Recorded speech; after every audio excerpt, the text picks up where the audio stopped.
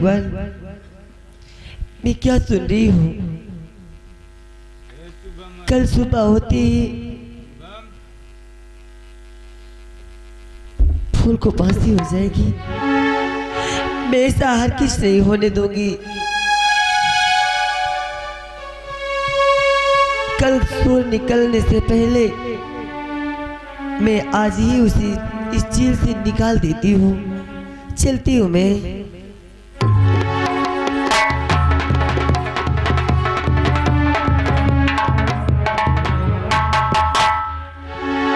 सुनिए,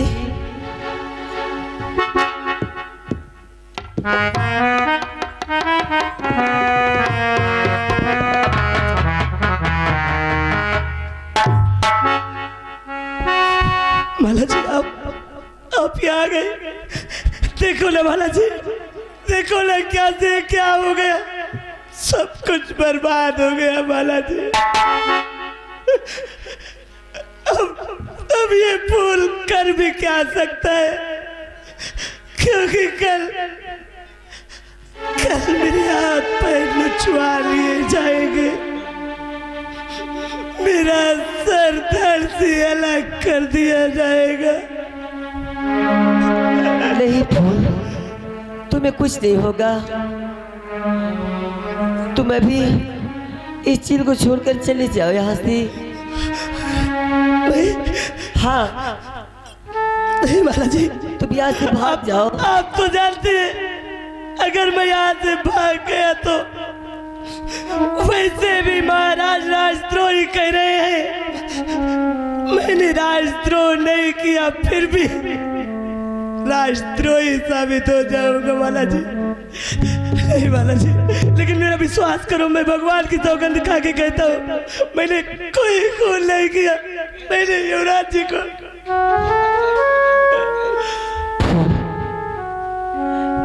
मेरा दिल नहीं कहता कि तुम ऐसा कर सकती हो, इसीलिए मैं तुम्हें यहाँ से भगाने आई हूँ। तुम्हें मेरी सौगंध, अगर अपनी माला को कभी चाहे हो तो आज तुम्हारी माला तुम्हारे आगे हाथ जोड़कर विनती करती है, यहाँ से चले जाओ। चले जाओ यहाँ से। माला जी, ये आपने क्या कह दिया? मैं यहाँ से चला जाऊंगा तो क्या होगा? अरे मेरी जगह सजा तुम्हें मिलेगी।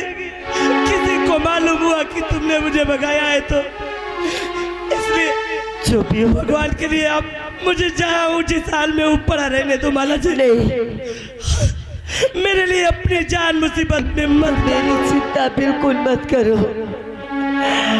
अगर इसी तरह यहाँ बातें करते रहोगे तो अनर्थ हो जाएगा। चले जाओ यहाँ से। अगर नहीं जाओगे मैं तुमसे पहले अपनी जान दे दूंगी। नहीं, नहीं, मैं ऐसा नहीं देख सकता।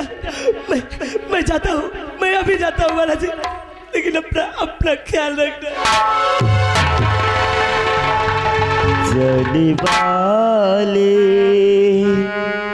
ओ जाने वाले,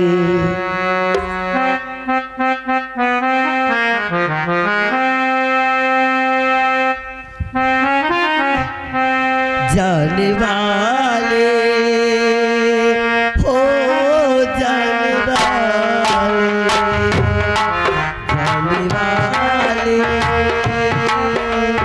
हो जाने वाले। किया हमने तुमको, किया हमने तुमको खुदा के हवाले, जाने वाले,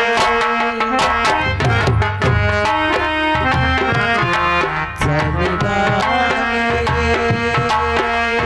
हो जाने वाले।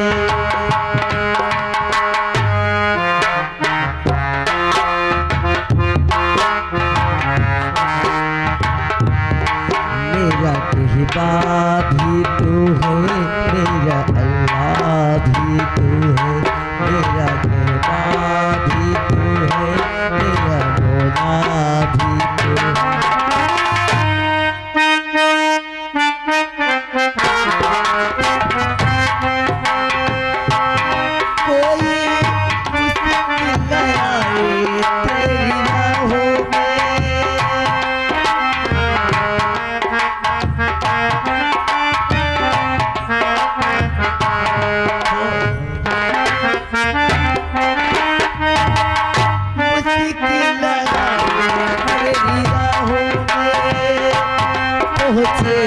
साथ तेरी मंजिल तुझे तेरी मंजिल तुझे तेरी गले से लगाए जाने वाले ओ जाने वाले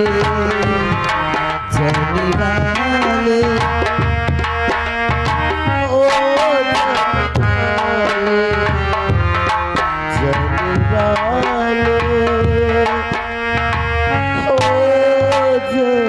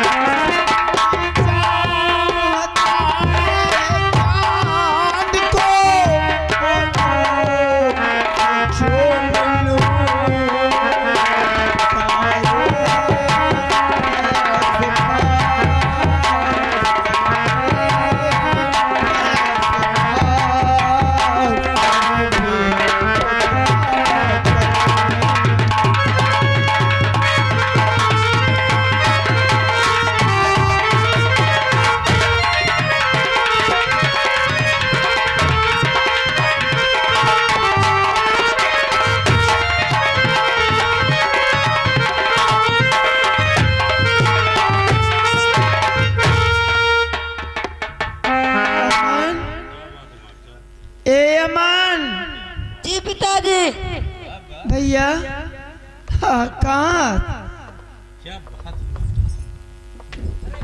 क्या है पिताजी? मैं देख शहर से आ गया। तेरे लिए कपड़ा लाया हूँ और तेरी दीदी के लिए। और भैया स्कूल से आया? नहीं, वो बहुत दिन से घर नहीं है। अच्छा, वो कहीं गया होगा, पेपर हाँ। की बात कर रहा था। ठीक है, कोई बात नहीं बेटा। पिताजी कोई ये चिट्ठी देकर गए। क्या?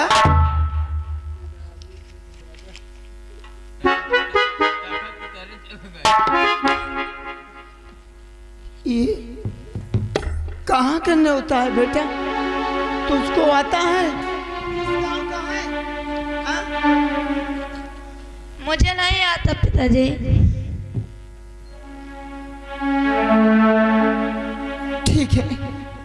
इसको मैं किसी पढ़वा लूं। बाबूजी आप आ गए। बेटा बाबूजी ये बोल रहा था कि भैया घर पे नहीं है, कहीं बाहर गए हैं।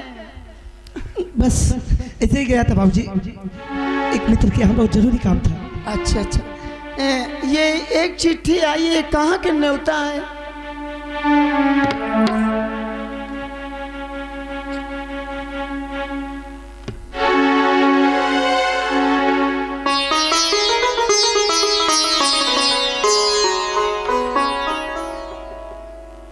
किस गांव का है? कब का है? क्या है बेटा?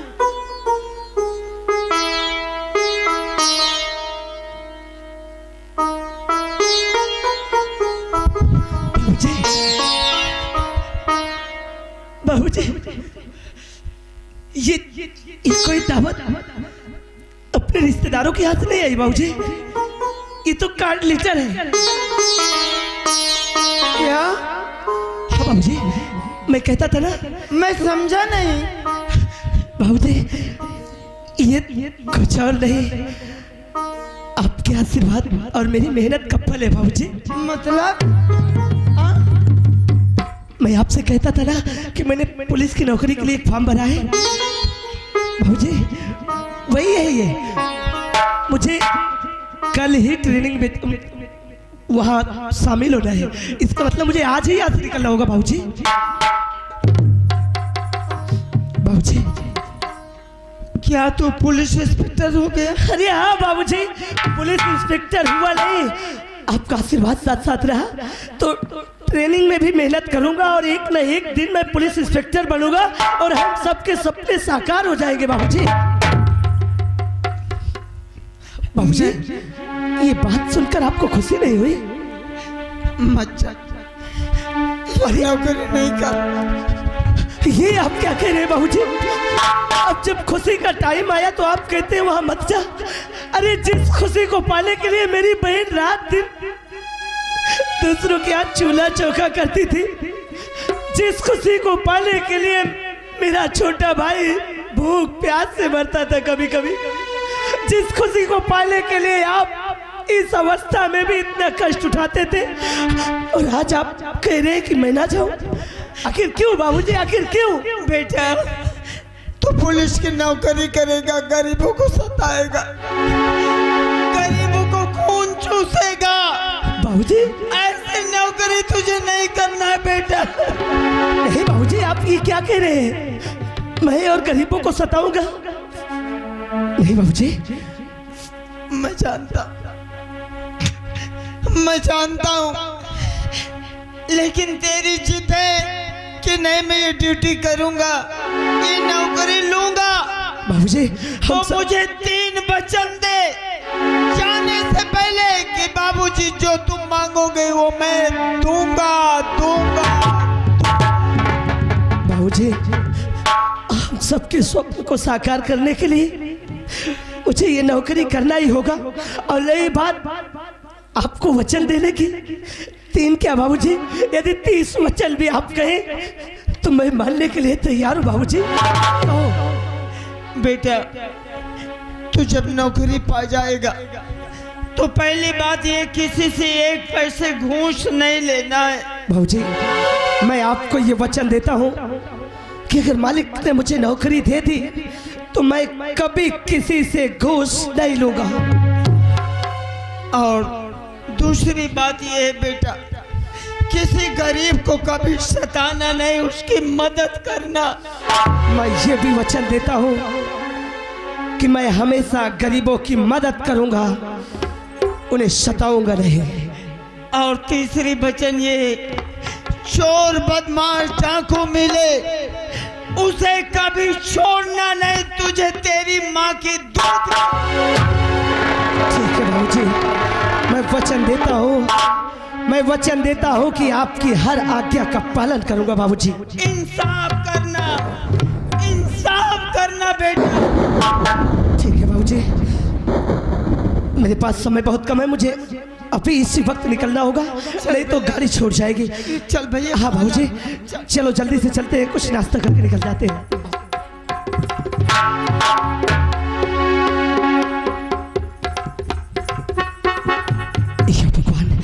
ये मौका तो अच्छा है, मैं यहाँ से ट्रेनिंग में चला जाऊंगा और कुछ दिन के लिए महाराज की नज़र से दूर हो जाऊंगा। हो सकता है आने वाले समय में महाराज का क्रोध ठंडा पड़ जाए और मेरे बचने का यही एक रास्ता है और कोई रास्ता भी नहीं है। चलता हूँ, जल्दी से तैयारी बनाता हूँ।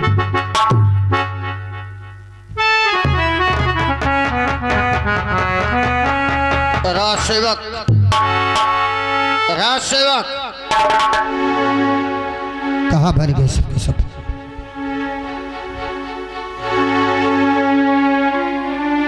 राज सेवक,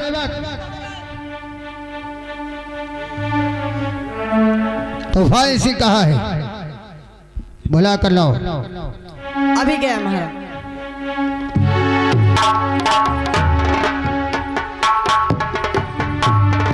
तूफान सिंह,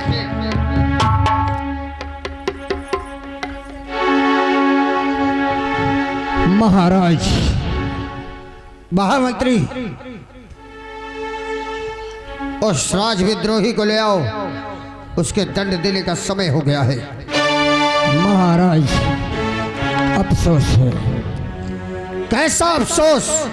महाराज, अफसोस मुझे इस बात का है कि फूल कैद खाने पर नहीं है। महामंत्री, मैंने तुझे सौंपा था वो, और कारागार में तुमने बल किया था। कारागार के पहरे में तुम थे और तुम्हारी जिम्मेदारी से वो फरार हो गया और अपनी कायरता का बखान अफसोस से दे रहे हो। महाराज, आपने सच कहा कि जिम्मेदारी मेरी थी। कारागार में मैंने उसे बंद किया था, लेकिन मैं पूरी तरह से उसे कारागार में बंद करके गया। महाराज, मैं रियासत की तरफ घूमने के लिए गया था। जब वापस आया तो देखता हूँ कारागार में नहीं है। मुझे शक हो रहा है, पूरी तरह से ये शक है कि हमारे इस राज के किसी कर्मचारी का हाथ है उसे भगाने में, या तो आपके पुत्री माला का हाथ है। महामंत्री, तुम्हारे रहते हुए वो भाग गया और मेरी पुत्री पर आरोप लगा रहे हो तुम। हाँ।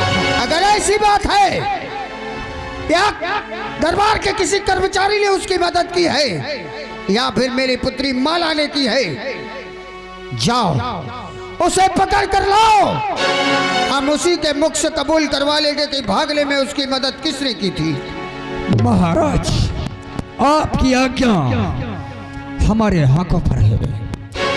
मैं उसे पकड़ कर लाऊंगा, वो चाहे आकाश में होगा चाहे पाताल में होगा, मैं उसे यूं खोज निकालूंगा। वो तूफान से तेज नहीं भाग सकता है। तो फिर विलंब किस बात की है? जाओ। महाराज, कुछ हमारी भी शर्तें हैं। शर्तें? हाँ। वाह महामंत्री, आज तक कहता रहा कि आपकी आज्ञा पर अपना सर भी काट के आपके कदमों में रख दूंगा। आज तक कहता रहा कि आपकी आज्ञा पर मैं समस्त राजधानी की सेवा के लिए अपने प्राण भी त्याग सकता हूँ। और आज जब युवराज के कातिल को पकड़ने की बात आई तो सौदेबाजी पर उतर आया। महाराज, ये सौदाबाजी नहीं है, सौदेबाजी की बात नहीं है। महाराज, हमारी कुछ ख्वाब है, हमारे भी कुछ सपने हैं। कुछ अच्छी तरह जानता हूं तुम जैसे लोगों का सपना और ख्वाब। महामंत्री तूफान सिंह, जब मेरा पुत्र ही नहीं रहा, इस गद्दी पर बैठने वाला युवराज ही नहीं रहा, तो ये तख्त तो ताज मेरे किसी काम का नहीं है। इस राज्य का युवराज ही इस दुनिया से चला गया, मेरे कुल का दीपक ही बुझ गया, तो ये मिल्कियत मेरे किसी काम की नहीं है। जाओ, हम तुम्हें वचन देते हैं कि युवराज के कातिल को पकड़कर लाने के बदले में हम सारी मिल्कियत ये तख्त ताज तुम्हारे नाम कर देंगे। महाराज, ना तो मुझे आपके तख्त और ताज से लोभ है, ना तो मुझे आपके ये मिल्कियत से लोभ है। महाराज सिर्फ मेरा एक छोटा सा सपना साकार हो जाए। मेरी मिल्कियत और तख्तो ताज से बढ़कर तुम्हारा कौन सा सपना है? सपना मेरा ये है महाराज, सुनो, बस यही मेरा सपना साकार हो जाए तो मेरे लिए इतना ही काफी है। बोलो। सुनो महाराज,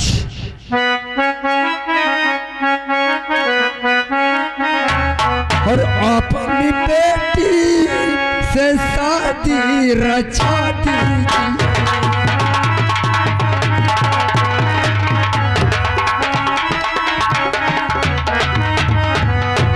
तो अपनी बेटी से शादी रचा दीजिए और मुझको अपना दामाद बना।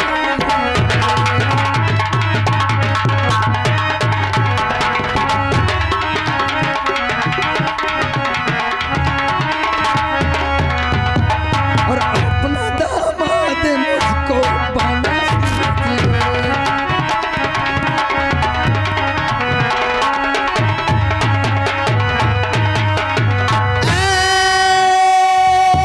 ऐसा नगमा दोबारा सुना लगी, शायद तूने अभी मुझको जाना नहीं।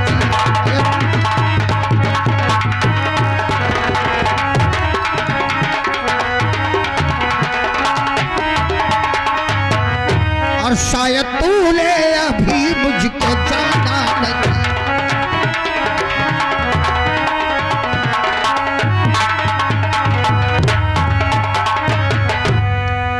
महामंत्री तूफान सिंह, तेरी जिभ्या में ये सब डाले से पहले तेरी जिभ्या कटकर गिर क्यों नहीं गई?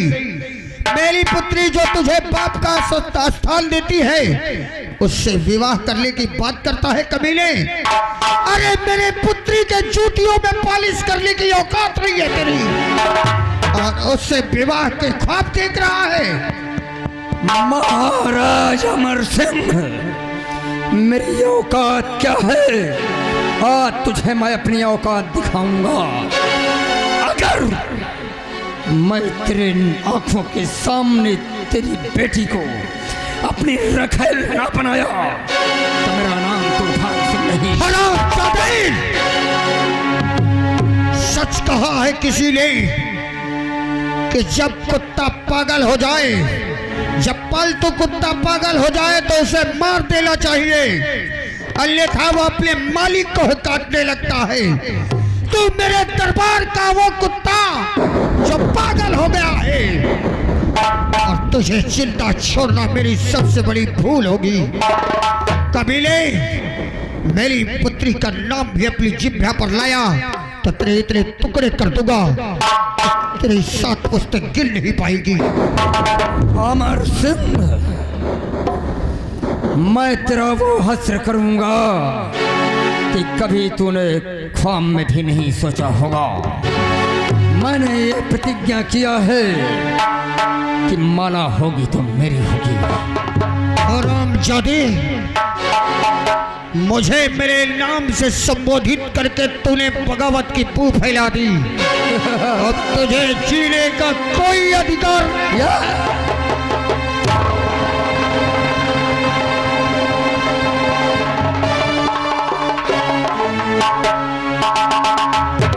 अमर सिंह, मैं तुझे तड़पा तड़पा कर मारूंगा। कुत्ते, एक निहत्थे पर वार करना एक कायरता है, और तूने राजविद्रोह किया है। इसका परिणाम तुझे बहुत भयानक भोगना पड़ेगा। तो भाल अमर सिंह, तेरे बदन पर ये शाही पोशाक अच्छे नहीं लगते हैं। जैसे कि गधे की पीठ पर घोड़े की सीन अच्छी नहीं लगती है, वैसे तेरे ये बदन पर शाही पोशाक अच्छे नहीं लगते हैं। राज दरबारी, शाही पोशाक? अरे मूर्ख, शाही पोशाक से ही राजा राजा नहीं कहलाता। राजा के कर्म, प्रजा के प्रति स्नेह राजा को राजा कहलाते हैं। बदल पर शाही पोशाक न हो तो राजा राजा से रंग नहीं हो जाता। तो क्या समझता है कि मेरे बदन पर शाही पोशाक नहीं होगी तो मेरी प्रजा मुझे राजा कहना छोड़ देगी? राज दरबारी,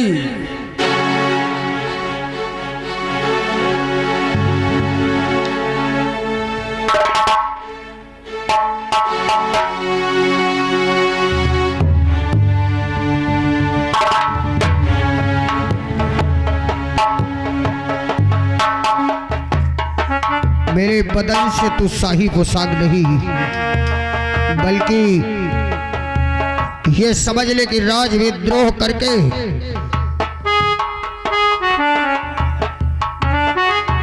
तो अपने बदन की सेम चमड़ी उतार रहा है।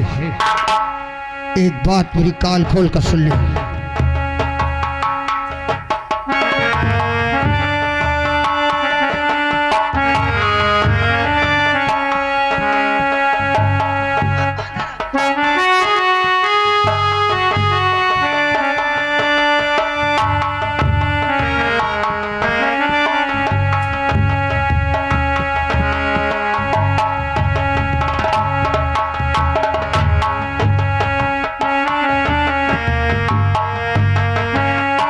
अमर सिख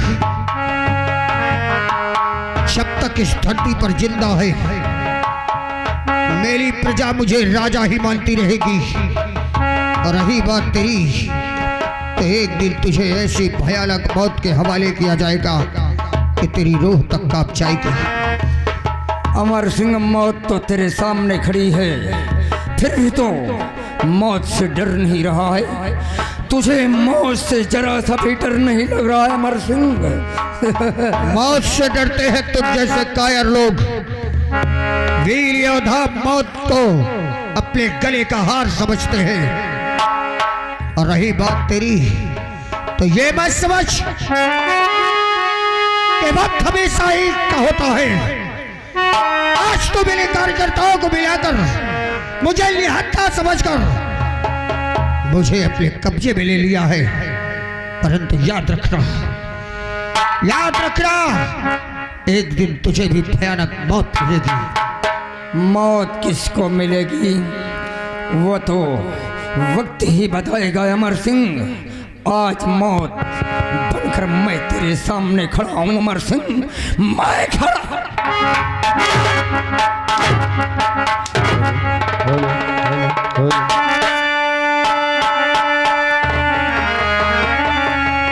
ये दौलत कब किसी की रही है और कब किसी की रहेगी। ये दौलत कब कहाँ चली जाए कोई पता नहीं। इस धरती पर लाखों योद्धा वीर और तुझ जैसे राक्षस मिट गए, और तू क्या समझता है कि तू सदा के लिए जीवित रहेगा? देखने वालों, मैं राक्षस दिखाई देता हूँ, कोई गलत कर रहा हूँ, कोई आवाज नहीं उठाएगा, सोच लेना।